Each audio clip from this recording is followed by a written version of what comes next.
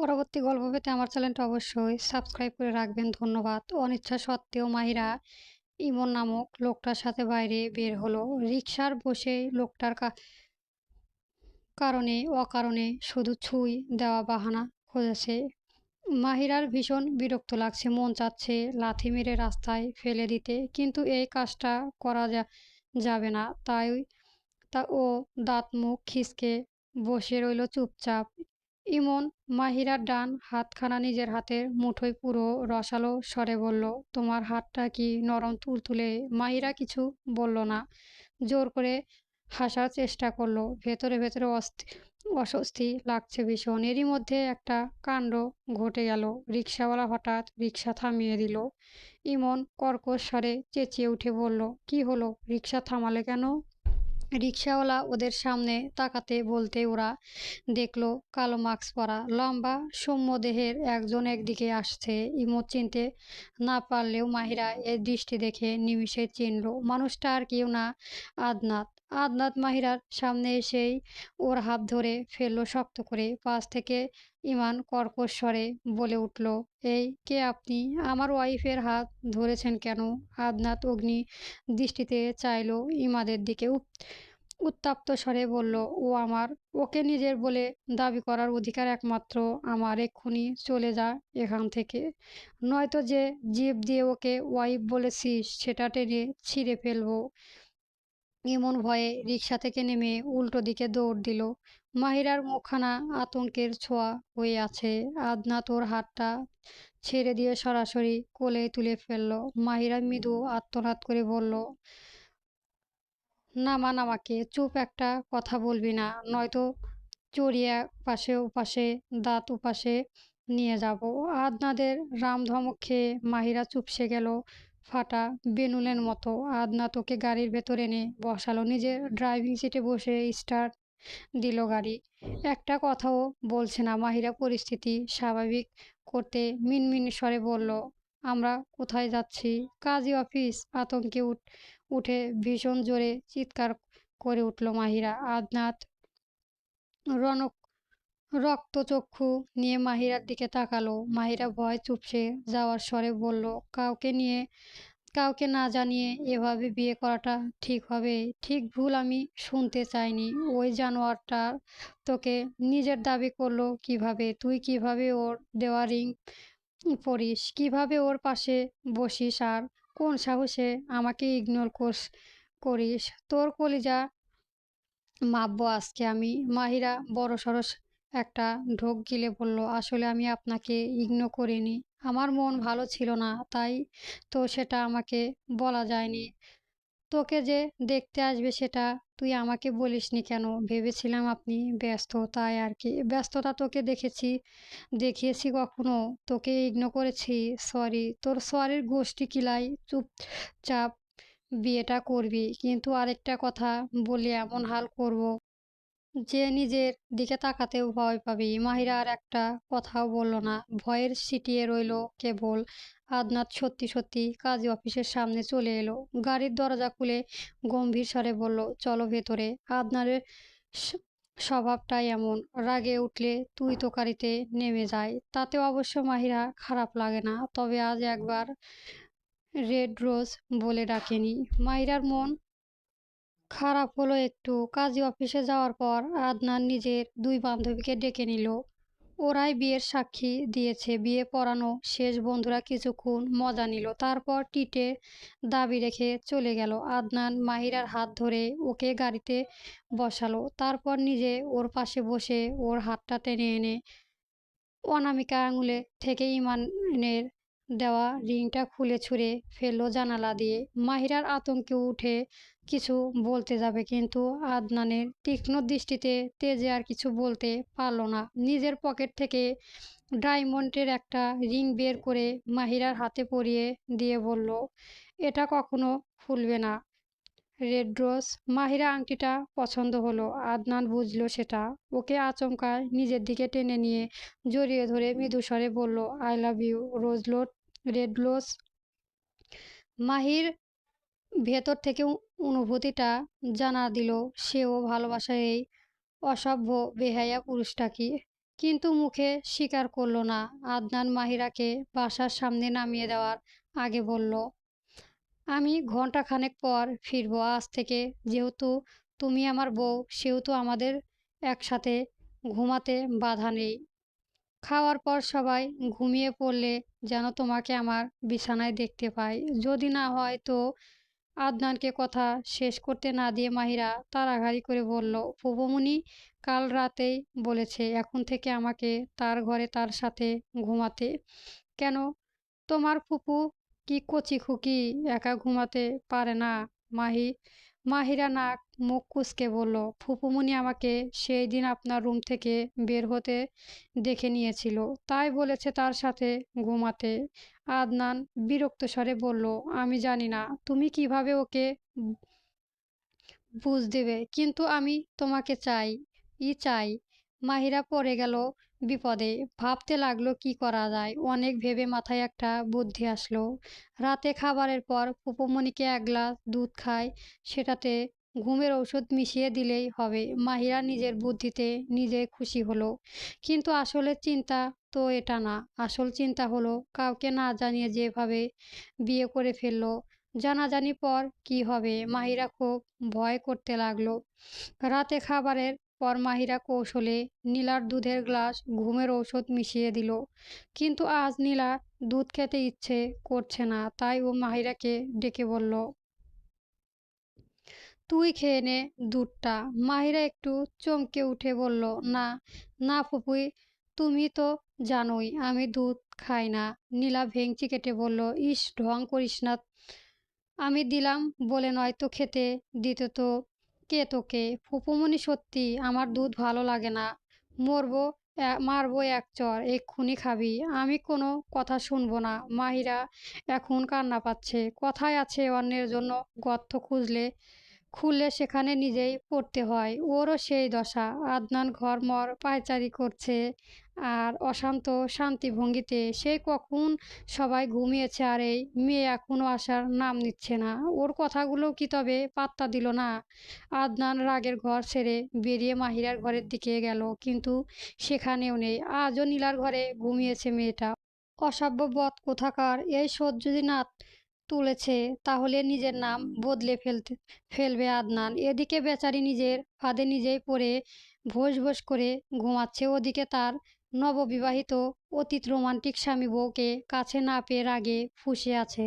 সকালে আজ একটু দেরিতেই ঘুম ভাঙল মাহিরা। ঘড়ির দিকে চেয়েই জিহ্বায় কামড় দিয়ে বলল, সর্বনাশ, এতক্ষণ ঘুমিয়েছি, আজ কথা শুনতেই হবে শিওর। মাহির কোনো রকম ফ্রেশ হয়ে দৌড়ে দিল রান্নাঘরে। এখনো কেউ ওঠেনি। যাক, বাঁচা গেল। হাঁপ ছেড়ে বাঁচলো। মাহিরা দ্রুত হাঁটতে নাস্তা তৈরি করে ফেললো। এবার আদনান জন্য কফি বানিয়ে মাহিরা ঘরের দিকে যেতে এগিয়ে গেল না। মনে মনে অদৃশ্য জ্বালনি টের পেল, তাই নিজের কফিটা নিয়ে গেল আদনানের ঘরে।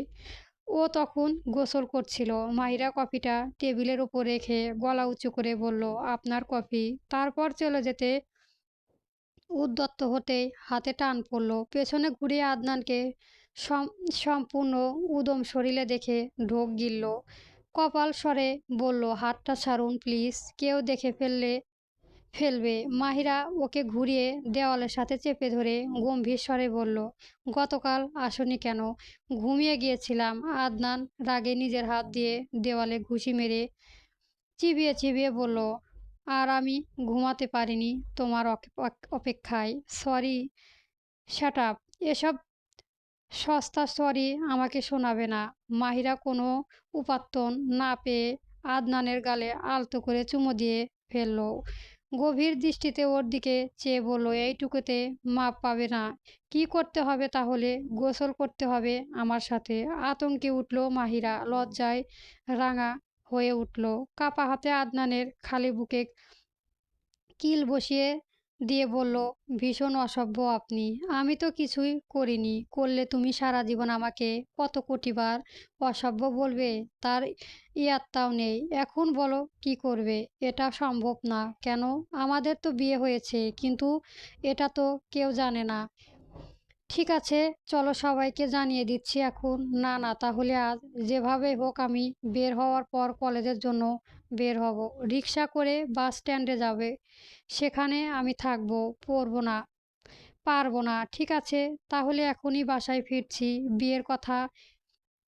মাহিরা দ্রুত স্বরে বলল, আচ্ছা আচ্ছা, আমি আসবো। আদনান খুশি হয়ে বইয়ের ঠোঁটে আলতো চুমু খেলো। মাহিরা স্বামী ছোঁয়া পেয়ে লজ্জায় পালনে সেখান থেকে মাহিরা তার বড় চাচিকে কোনো রকম বুঝিয়ে বের হলো কলেজের জন্য। শিখা বেগম প্রথমে চায়নি, পরে হঠাৎ মনে হলো কয়েকদিন ধরে ছোট জায়েদের সাথে ঝগড়াও হয়নি। আজ সুযোগ, তাই সে মাহিরাকেও কলেজে যেতে দিল। আজকে কাজ ছোট সাজিদিয়া করবে, আজকের সব জব করেই ওই মাহিরাকে। বাস স্ট্যান্ডে পৌঁছেই মাহিরা আদনানকে দেখতে পেল। কি সুন্দর লাগছে, একদম চোখ ফেরানো দায়। এই সময়ে কলেজের পড়ুয়া মেয়েদের ঢল নামে বাস স্ট্যান্ডে। আজও তেমনই সবগুলো মেয়ে কেমন যেন আদনানের দিকেই চেয়ে আছে, মনে হচ্ছে খেয়ে ফেলবে। শরীরটা তেলে বেগুনে জ্বলে উঠল মাহিরার। মেয়েগুলোকে মনে মনে ভীষণ গালিগালাজ করতে লাগলো। তবে এই মুহূর্তে আদনানের কাজ ওর মনে শান্তি এনে দিল। একটা সুন্দর লাল গোলাপি তোড়া এনে মাহিরার হাতে দিয়ে বলল, শুধু তোমার জন্য। মাহিরা তোড়াটা হাতে নিয়ে হাসলো। আদনান ওর এক হাত বাড়িয়ে দিল।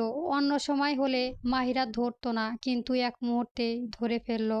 শুধুমাত্র মেয়েগুলো এটা বোঝানোর জন্য যে এই সুন্দর সুদর্শন পুরুষটি একমাত্র তার। গাড়িতে উঠে বসেই মাহিরা প্রশ্ন করলো, কোথায় যাব আমরা? চলো, গেলেই দেখতে পাবে। আর আগে শপিং মলে যেতে হবে, ড্রেস চেঞ্জ করতে হবে তোমার। মাহিরার মাথা নাড়ল হালকা। কলেজ ড্রেস চেঞ্জ করে আদনারের পছন্দ মতো একটা নীল রঙের টপস আর সাদা লং স্কার্ট পরলো মাহিরা। চুলগুলো খোপা বাঁধা অবস্থায় থাকলেও আদনান খুলে দিলে। কানে একটা গোলাপ গুজে দিয়ে মুগ্ধ চোখে চেয়ে বলল, আমার ব্যক্তিগত রোড রোজ। মাহিরা লজ্জা পেয়ে অন্যদিকে তাকিয়ে বলে, এত লজ্জা দেন কেন? আদনান হাসলো।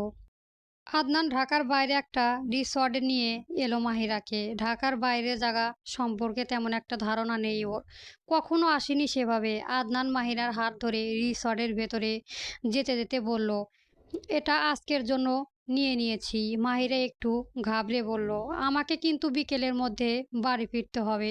সমস্যা নেই, আমি ম্যানেজ করে নিব। আমি থাকতে চিন্তা কেন? Red rose. মাহিরা একটু অস্বস্ত হলো।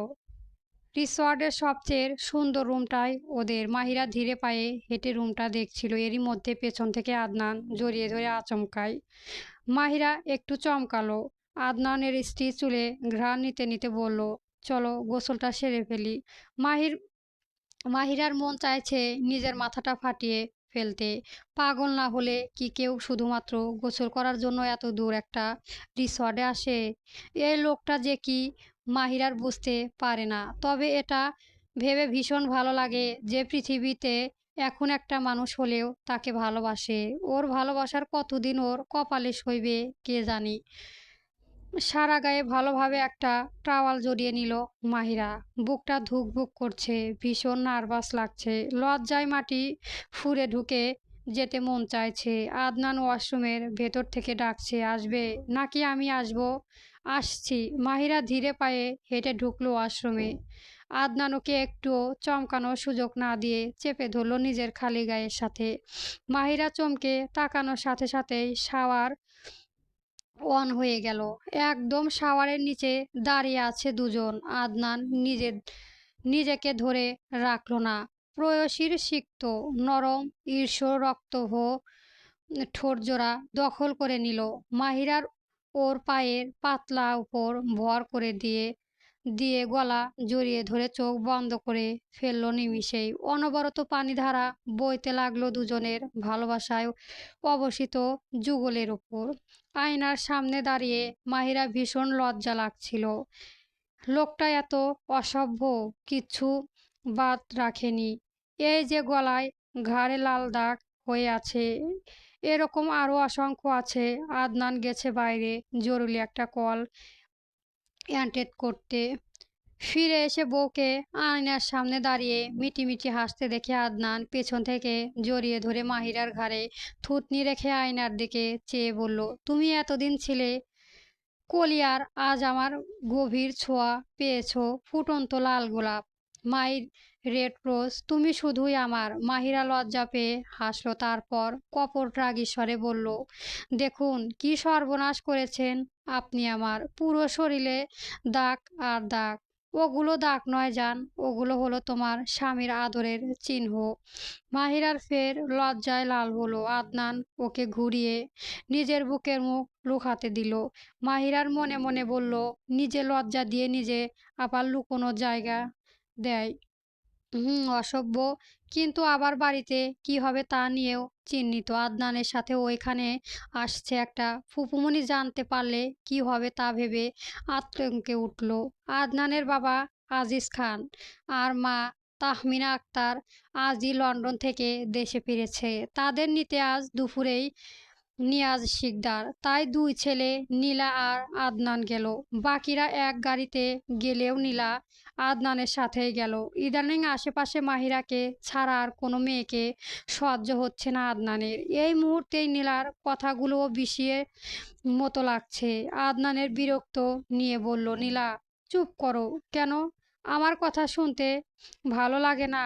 না, না লাগেও, না লাগলেও অসভ্য করো। ভবিষ্যতেও আমার কথায় সহ্য করতে হবে। আদনানের মন চাইলো সাথে সাথে সাথেই কিছু করা কথা শোনাতে, কিন্তু ও নিজেকে সংযত করে গাড়ি চালানো মন দিল। বাবা মায়ের সাথে দেখা করতে আদনান জড়িয়ে ধরলো তাদেরকে। আজিজ খান নিরাজ শিকদারকে জড়িয়ে ধরলেন, হাত মেলালেন। কিছুদিন পর থেকেই তারা বেয়াই হবে। এছাড়াও তারা একে অপরের বিজনেসের পার্টনার অনেক বছর ধরে। নিয়াজ শিকদার অনেক জোর করে আদনানের মা বাবাকে নিজেদের বাড়িতে নেওয়ার জন্য, কিন্তু আজিজ খান রাজি হলেন না। তিনি নিজের বাড়িতে উঠবেন প্রথমে। তাই গত 2 দিন ধরে বাড়ির ঘরদোর ঝাড় ঝাড়পোছ চলছিল। আজ বাবা মা আসবে বলে আদনান এখানেই শিফট হয়েছে। আদনান এখানে এসেছিল আরও 1 মাস আগে। নিজের বাড়িতে উঠতে চেয়েছিল প্রথম, কিন্তু বাবা মা সহ সবাই চ- চাইলো তার আশা নিয়াজ শিকদারের বাড়িতে থাকতে। তাতে নীলার সাথে চেনা জানা হয়ে যাবে।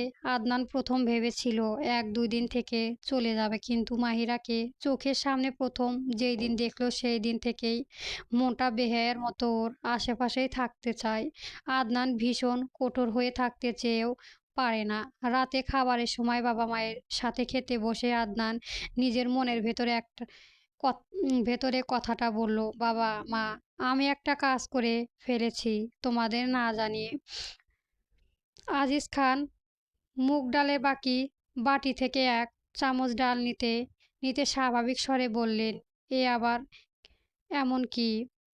তুমি কোন কাজটা আমাদের বলে করো? বাবার কথা সত্য, আদনান তাদের বলে কোনো কাজই করছে এরকম ঘটনা কমই, তবুও একেবারেটা ভিন্ন। আদনান একটু কেশে সাবধানীয় স্বরে বলল, আগেই ক্ষমা চাইছি এত বড় সিদ্ধান্ত জানাতে পারিনি বলে। তবে আমার কাছে তখন একটাই সঠিক মনে হয়েছিল। আজিজ খান আর তাহমিনা আক্তার একটু সচেতন হলো। অন্যদিকে তুলনায় আজ ছেলের হাব ভাব ভালো ঠেকছে না। কণ্ঠ কেমন যেন অপরাধী অপরাধী ভাব। আমি বিয়ে করেছি, এই 3 শব্দের বাক্যটা যেন বজ্রধ্বনির মতো শোনালো। তারা দুজনেই হব হাবি বলল, চোখে চেয়ে রইল। এটা কার? আদৌ সত্যি? আজিজ খান খাওয়ার মনোযোগ হারিয়ে ফেলল। লালটো কুঞ্চিত করে প্রশ্ন করলো, কি বলছিস সেসব? হ্যাঁ বাবা, সত্যি বলছি। কাকে? নিয়াজ শিকদারের বড় ছেলের মেয়েকে। আজিজ খান একটু ভাবতে বসলেন। এই বড় ছেলে মেয়ে আবার কে? তার ভাবনায় ছেদ ঘটিয়ে তাহমিনা প্রবল বিস্ময়ে চিৎকার করে উঠলেন, ওই যে ওই মেয়েটা, কি যেন নাম ওর, মানে মনে পড়েছে, মাহিরা। শুনেছি ওর মা নিয়াজ শিকদারের ছেলেকে ভুলিয়ে ভালিয়ে বিয়ে করেছিল। ছেলেটা গ্রামে ঘুরতে গিয়েছিল, সেখানে মিথ্যে বদনাম রটিয়ে ছেলেটার গলায় ঝুলেছে। নিয়াজ ভাই তো মেয়েটাকে কখনোই তার পুত্রবধূ হিসেবে মানেনি। পরবর্তী একটা দুর্ঘটনা নিয়ে নিয়াজ নিয়াজ ভাইয়ের ছেলেটা আর ওই মেয়েটা দুজনেই মারা গিয়েছিল। তখন মাহিরা খুব ছোট ছিল। নিয়াজ ভাই যে, কিরে ওই খারাপ মেয়েটার সন্তানকে এখানে কেন কেন রেখেছে, তাও আবার নাতনি পরিচয়ে, ছ্যাৎ। আদনানের ভীষণ খারাপ লাগলো নিজের স্ত্রী সম্পর্কে এভাবে শুনে, যদিও কথাগুলো এক বর্ণও মিথ্যে নয়, তবুও কোথাও একটা ভীষণ লাগছে। আদনান রাশভারী স্বরে বলে উঠল, মা, ওর বিয়ে হয়েছে আমার সাথে, এখন আর ওর পাস্ট ম্যাটার করে না। ওর বাবা মা যা করেছে সেটা শাস্তিও পাবে কেন? আর নাতিকে নাতনির পরিচয় দিবে না? ওরা ছেলেই রক্তে ব- ওর ছেলের রক্ত বইছে মাহিরার শরীরে। তুই চুপ কর। ওই মেয়েটাকে আমি জীবনেও আমার পুত্রবধূ মানব না। মা ছিল একটা বাজে মেয়ে, মেয়েটাও হয়েছে মায়ের মতো। বড়লোক ছেলে দেখেই লোভ সামলাতে পারে না। তাহমিনা ক্ষিপ্ত স্বরে বললেন। আদনান ক্রোধে এবার নিজের প্লেটটা ধাক্কা মেরে ফেলে দিল। রাশভারী স্বরে বলল, মাহিরা নামে আমি একটাও বাজে কথা শুনতে চাই না। ও আমার স্ত্রী। ওকে অসম্মান করা মানে আমাকে অসম্মান করা। আজিজ খান নিজেকে সামলাতে না পেরে হাতে সাপটে চড় লাগলেন ছেলের গালে। আদনান চড় খেয়েও কিছু বলল না, উঠেও গেল না। আজিজ খান রক্তচক্ষু নিয়ে ছেলের দিকে চেয়ে রোষপূর্ণ স্বরে বলল, ইডিয়েট, কি করে পারলে তুমি এটা করতে? তুমি কি জানো না তোমার সাথে নিয়াজ শিকদারের ছোট মেয়ের বিয়ে ঠিক হয়েছে? তবুও এটা তুমি কিভাবে করতে পারলে? আমি ওকে ভালোবাসি বাবা। আদনানের অকপট স্বীকারোক্তিতে ক্ষণকালের জন্য বাক্যহারা হলেও আজিজ খান অতঃপর একই স্বরে বললেন, আমি নিয়াজ শিকদারের কথা দিয়েছি, আমি কথার খেলাপ করতে পারবো না। তুমি মেয়েটাকে ডিভোর্স দেবে। আমিও আমার স্ত্রীকে কথা দিয়েছি, মৃত্যু অবধি আমি তার সাথেই থাকবো। আমিও নিজের কথা খেলাপ করতে পারবো না। আদনান ধমকে উঠল আজিজ খান। আদনানের বাবার চোখে দিয়ে তাকালো কিন্তু কিছু বলল না। আজিজ খানের ছেলের দিকে পূর্ণ দৃষ্টিতে কিছুক্ষণ চেয়ে থেকে ঠান্ডা গলায় বললেন, তোমার কাছে দুটো পথ খোলা আছে। এক, ওই মেয়েকে ডিভোর্স দেওয়া। দুই, আমার বাড়ি অফিস সব কিছু থেকে বঞ্চিত হওয়া। যদি তুমি ওই মেয়েটাকে ডিভোর্স দাও তাহলে আমি তোমার এই ভুল ক্ষমা করবো, আর নয়তো চিরজীবনের জন্য তুমি আমাদের হারিয়ে ফেলবে। ভাবো, ভাবার জন্য তোমাকে 24 ঘন্টা সময় দিলাম। এটা বলে আজিজ খান খাওয়া ছেড়ে প্রস্থান করলেন। তাহমিনা আক্তার ছেলেকে বোঝানোর জন্য বললেন, এই রকম পাগলামি করিস না বাবা, তোকে আমরা খুব ভালোবাসি। এভাবে আমাদের কষ্ট দিস না। মা ও ভীষণ একা। ও পৃথিবীতে কেউ নেই আমি ছাড়া। কেউ ভালোবাসে না ওকে। ও আমাকে ভীষণ ভালোবাসে। আমি ওকে কষ্ট দিতে পারবো না মা, আমাকে ক্ষমা করো। শান্ত স্বরে কথাগুলো বলে আদনান ও জায়গা ছাড়লো। তাহমিনা আক্তার বুঝলেন তার সুন্দর পরিবার ভাঙার পথে। ওই মেয়েটার জন্য তিনি নিজের ছেলেকে হারিয়ে ফেলবে, এটা মানতে পারলেন না তাহমিনা আক্তার। তিনি মনে মনে ফুঁসে উঠলেন, কল্পনা করতে লাগলেন অন্য কিছু। গত 2 দিন আগে তোলা একটা ছবি ফোনের স্ক্রিনে দেখছিল আদনান। স্বামী স্ত্রী হিসেবে এটাই প্রথম ছবি। এই ছবিটাতে পাশাপাশি বসা তার রেড রোজের ভীষণ সুখী লাগছে। আদনান স্ক্রিনে চুমো খেলো, কিন্তু যান্ত্রিক স্ক্রিনে চুমো খেয়ে কি তৃষ্ণা মেটে? ওই নরম কোমল চেরির মতো ঠোঁট জোড়া তুলনায় কি এই যান্ত্রিক জিনিসের সাথে হয়?